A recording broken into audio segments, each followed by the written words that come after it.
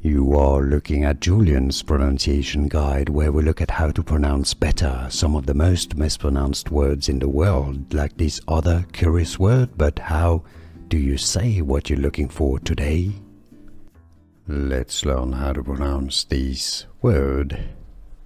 For more confusing vocabulary in English, make sure to stay tuned. We got tons more coming up. Knave. Yes, I know the K is silent at the beginning, just like a knife or a knight. And then the A is pronounced like an A, not nav. Knave. You could spell it N-A-Y-V. Knave. It's easy. And now you know. Here are more videos on how to pronounce more confusing words and names too many mispronounced. Like this video if you found it useful. I appreciate your support. I'll see you soon and thanks for watching.